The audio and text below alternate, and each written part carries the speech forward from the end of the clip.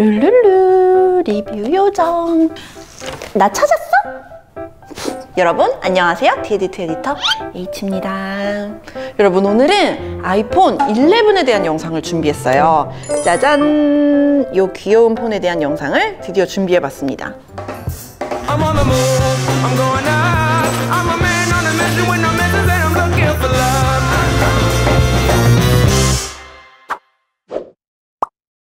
여러분 저는 폰을 이것저것 쓰기는 하는데 현재는 아이폰 11 프로 맥스, 제일 비싸고 제일 커다란 애를 메인으로 쓰고 있습니다. 그래서 이번에 제가 아이폰 11 리뷰를 뒤늦게 준비하면서 이리저리 살펴보고 사용을 해보는데 자꾸 조금씩 아쉬운 점이 보이더라고요. 다시 생각을 해봤어요. 실제로 아이폰 11을 구입하려는 사람들의 입장을 상상을 해보자. 아이폰 11 프로를 쓰다가 11으로 넘어가는 사람은 절대 없지 않겠어요? 그래서 아이폰 11의 전작이라고 할 수 있는 요 아이폰 XR이랑 비교하는 게 더 현실적일 것 같더라고요.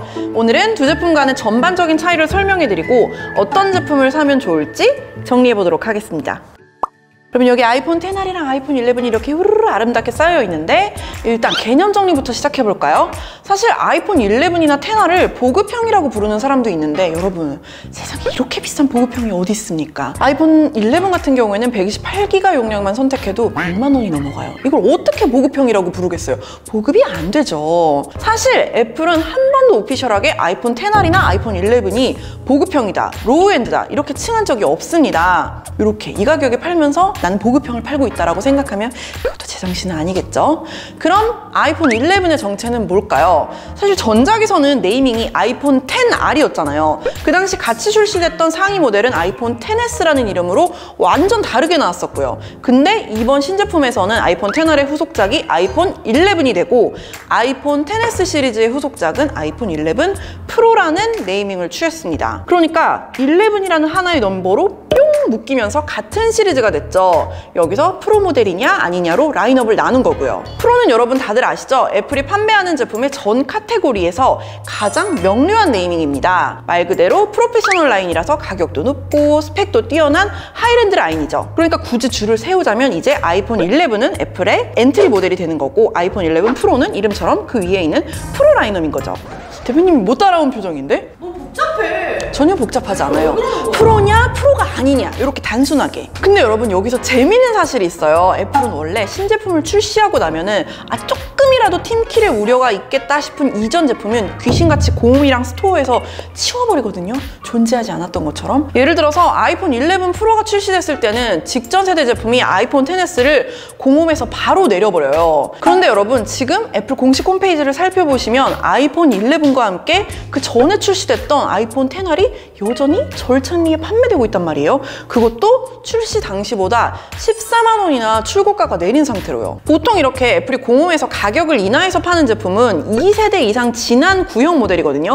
그래야 저가 정책을 쓰면서도 신제품의 팀킬이 안 되니까. 그러니까 지금 아이폰 8도 64만 원에 공홈에서 판매하고 있는데 그런 게 전형적인 이제 구형 저가 정책이거든요. 근데 아이폰 XR을 여전히 같이 팔고 있다.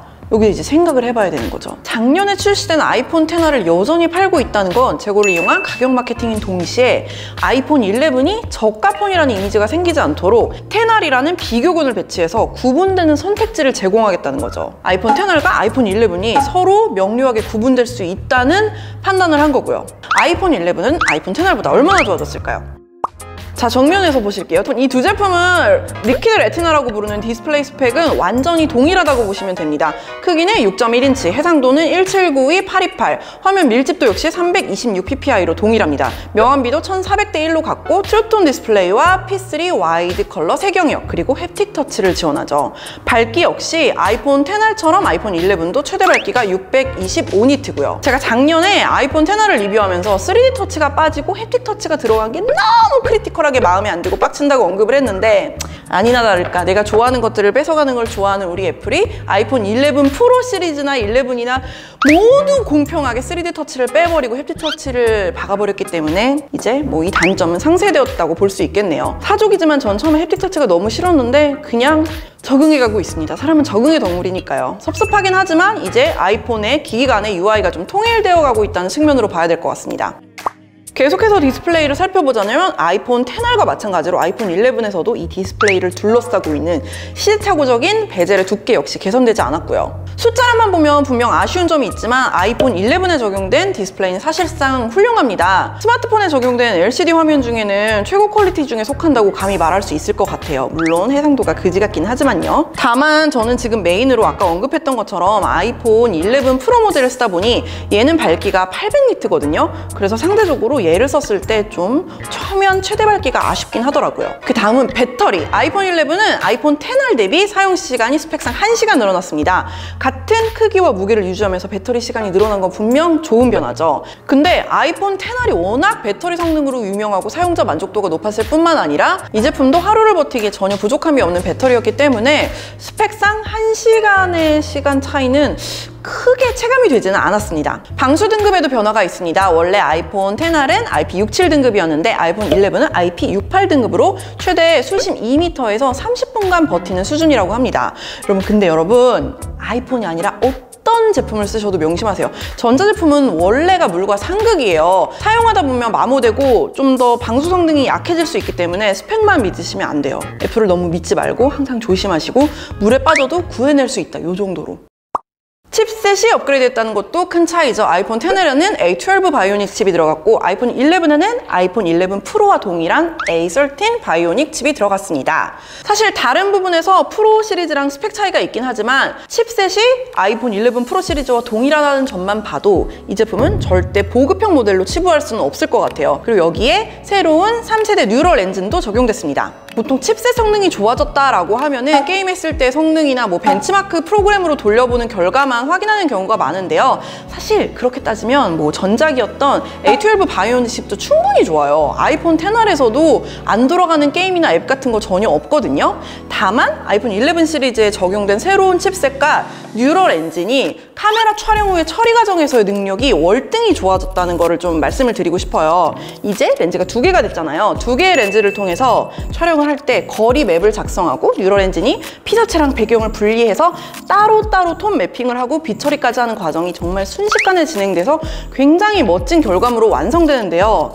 사실 이런 것들은 이렇게 구구절절 설명하지 않으면 사용자 입장에서는 눈치채기 어려운 변화죠. 다만 밑단에서 돌아가는 작업들이 훨씬 더 정교해졌다라는 것만 알아두시면 됩니다. 카메라로 넘어가 볼까요? 여러분, 아이폰 XR이랑 아이폰 11의 가장 큰 차이는 짠! 카메라 개수죠.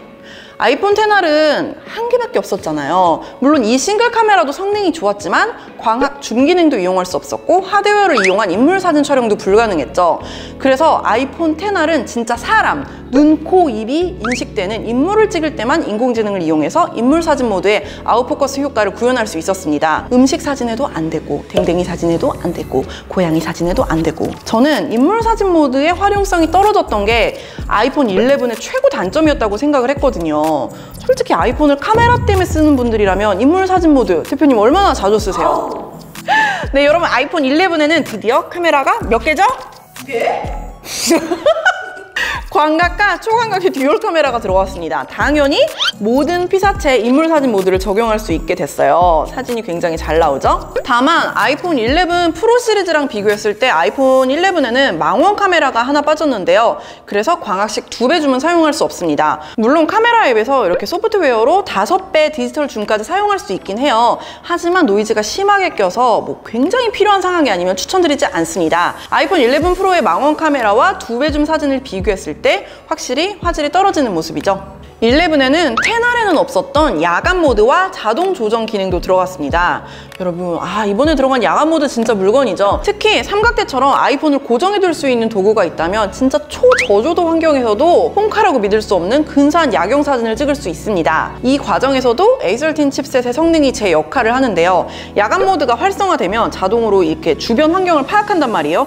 그래서 몇 초 정도 촬영 시간이 확보되어야 하는지 판단해서 안내가 떠요. 내가 손으로 잡았는지 삼각대 시간대로 고정해놨는지에 따라서 그 초가 다르고요. 그 시간 동안 정말 여러 프레임을 계속 촬영을 해요. 그 다음에 거기 있는 빛의 정보를 하나로 모아서 합성을 하는 거예요. 촬영할 때 HDR 성능도 아이폰 XR보다 더 향상돼서 노출차가 큰 풍경을 촬영해도 어느 한쪽이 뭉개지거나 날아가지 않고 눈으로 보는 것처럼 선명하게 촬영할 수 있습니다. 사실 아이폰 XR도 HDR 성능이 워낙 좋았기 때문에 진짜 노출차가 드라마틱하게 큰 환경이 아니면 찍었을 때 큰 차이가 나진 않거든요. 사진을 하나 보실까요? 실내랑 창문 밖의 풍경이 모두 선명하게 담겼죠? 창밖의 하늘 부분을 확대해보면 아이폰 11으로 찍은 사진은 구름 쪽 하이라이트가 날아가지 않고 좀 더 선명하게 담긴 걸 확인할 수 있습니다. 디에디트의 새로운 스튜디오 입구만 공개하겠습니다. 어두운 입구 쪽에 서서 조명까지 틀어놔서 엄청 환한 스튜디오 내부까지 보이게 찍어서 노출차가 큰데요.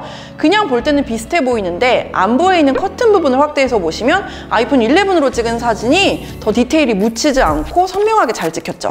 HDR 차이도 있지만 개인적으로는 아이폰 11 시리즈로 찍은 사진의 색감이 좀 더 정확하다는 인상을 받기도 했고요.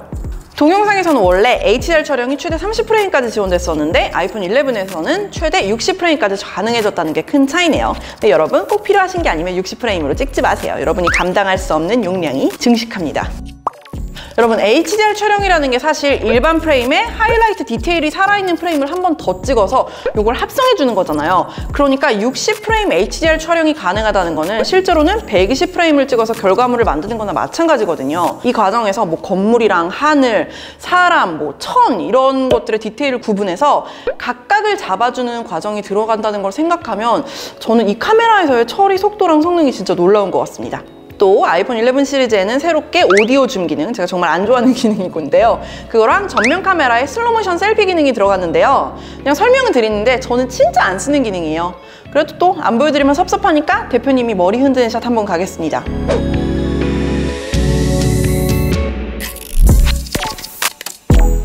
흉하네요. 그리고 아이폰 XR이랑 비교했을 때 전면 카메라가 700만 화소에서 1200만 화소로 업그레이드가 됐습니다. 이제 전면 카메라로도 4K 60프레임 촬영까지 가능해졌고요. 또 아이폰 11 시리즈부터는 와이파이 6 규격을 지원하는 것도 눈여겨볼 만한 변화 중에 하나입니다. 여러분 그리고 아이폰 11 시리즈부터 돌비 애트모스를 지원하게 됐는데요. 개인적으로 이 변화가 너무 좋아요. 이 스마트폰에 있는 작은 스테레오 스피커로 이 정도 공간감이 표현되는 게 정말 놀라울 거예요. 돌비 애트모스 지원하는 영화나 드라마 틀어놓고 음량 빵빵하게 두면 어떤 느낌이냐면 여러분 내가 그 소리 가운데 앉아있는 것 같아요. 주말에 킹덤 봐야겠어요.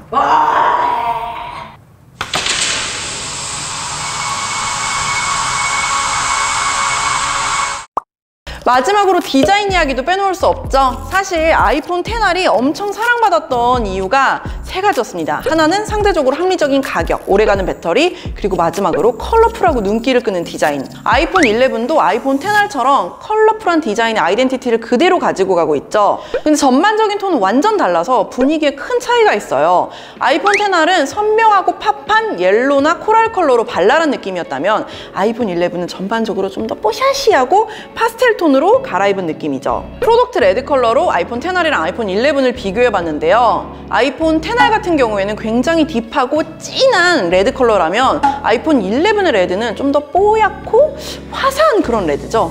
아이폰 XS나 아이폰 11 프로보다는 확실히 이 라인업이 컬러 팔레트가 다양한 만큼 개성있고 재미있는 느낌이라서 마음이 가는 것 같아요. 저는 솔직히 이런 컬러로 아이폰 11 프로 스펙으로 나왔으면 더 좋을 것 같은데 뭐 애플도 생각이 있었겠죠?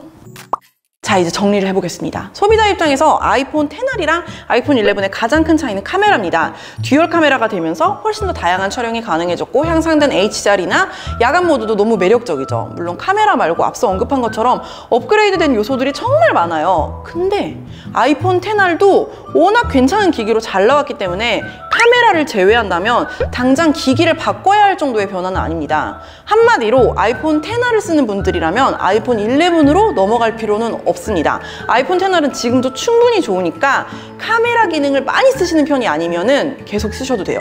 하지만 지금 아이폰 XR보다 더 구형폰을 쓰고 있고 카메라 기능을 많이 활용하는 편인데 진짜 오직 딱 하나 가격 때문에 아이폰 XR이랑 아이폰 11 중에 고민을 하고 계시다면 눈 딱 감고 신형으로 가시죠. 아이폰 11 추천드립니다. 14만 원 차이가 크다면 크지만 그것 때문에 아이폰 XR로 가기에는 또 아이폰 11에 추가되어 있는 다양한 메리트가 너무 아쉽거든요.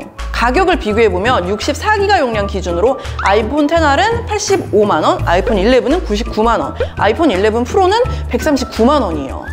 차이가 정말 엄청나죠. 이 중에 뭐가 제일 좋겠어요? 비싼 게 제일 좋겠죠. 그걸 누가 모르겠어요. 하지만 누구나 정해진 예산에서 구입해야 되니까 무조건 제일 비싼 걸 살 수는 없잖아요. 뭐 사진을 많이 안 찍는 편이라서 듀얼 카메라에 대한 니즈가 크지 않고 나는 진짜 가성비 넘버원으로 생각하는 사람이다 라고 하면 출고가가 내려가서 가격 메리트가 더 큰 아이폰 XR도 절대 나쁜 선택지는 아닐 겁니다. 그리고 얘는 출시된 지 좀 지났기 때문에 중고 매물도 괜찮은 게 많을 것 같고요. 어쨌든 생각보다 신형 아이폰을 사시려는 분들은 여러 가지 선택지가 있으니까 합리적으로 저울질을 좀 해보시는 게 좋을 것 같아요. 결론을 내리자면 여러분, 아이폰 11은 절대 보급형 스마트폰이 아닙니다. 어이가 좀 없는 해상도부터 몇 가지 불만스러운 부분이 있지만 전체적으로 봤을 때 뛰어난 완성도라는 거를 부정할 수 없고요. 만약에 아이폰 11 프로의 가격이 부담스러워서 아이폰 11을 선택하시더라도 저는 절대 후회하는 선택이 될 것 같지는 않아요. 오늘은 이렇게 아이폰 XR이랑 아이폰 11을 요목조목 비교해보았으니 여러분이 모쪼록 베스트 초이스를 하는데 도움이 되었으면 좋겠습니다. 더 자세한 이야기는 디에디트 웹사이트에 글로 정리해둘게요. 여러분, diedit.co.kr에서 만나요. 안녕! 좋아요, 구독!